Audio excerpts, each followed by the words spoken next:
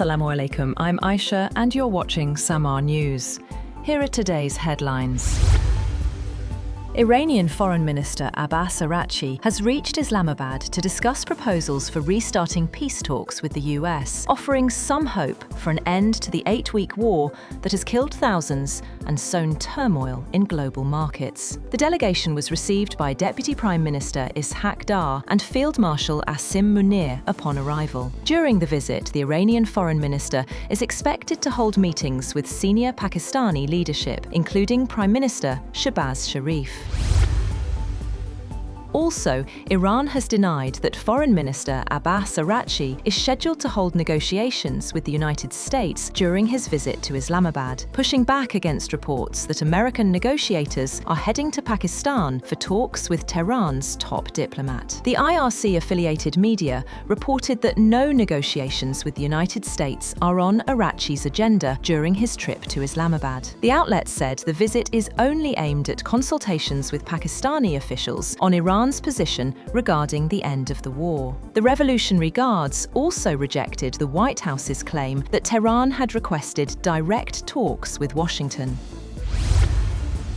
On the other hand, US President Donald Trump has claimed that Iran plans to make an offer aimed at satisfying US demands, as peace talks were expected to resume in Pakistan. He said during a phone interview with Reuters that they're making an offer and we'll have to see. Trump said he did not know what the offer would be yet. When asked who the US was negotiating with, Trump said he didn't want to say that, but they were dealing with the people that are in charge now.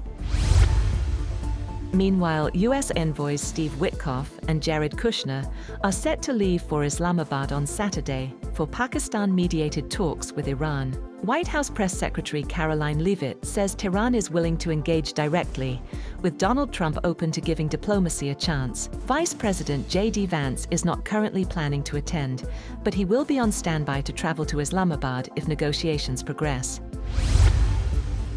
On the other hand, U.S. Defense Secretary Pete Hegseth has said that the blockade on Iran is expanding beyond the region, calling it global. Speaking in the Pentagon briefing room, he said the U.S. Navy is enforcing the blockade without hesitation, adding that Iran still has a chance to make a deal. According to Hegseth, more than 30 vessels have already been turned away from the Strait of Hormuz, as pressure on Tehran continues to build.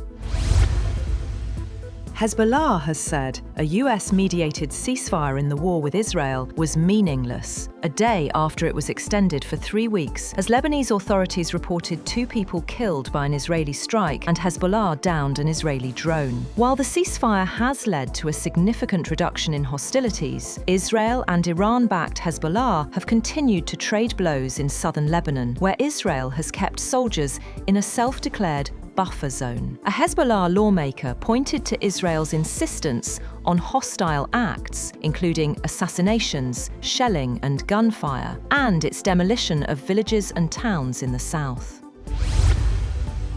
A major Russian overnight attack on Ukraine has killed 4 people and injured more than 30 others, as Moscow launched over 660 drones and missiles in a barrage that targeted the city of Dnipro in southeastern Ukraine and hit several other regions. Regional Governor Alexander Hanza said 2 corpses were recovered from a building hit by a Russian strike in Dnipro, adding that 5 other people could still be trapped in the rubble. He said another 21 people in the city were wounded. In the northern region of Chernihiv, the governor said missile and drone attacks killed 2 people and wounded 7 others. That's all for now. For more updates, visit www.samaa.tv. Thank you for watching SAMAA News.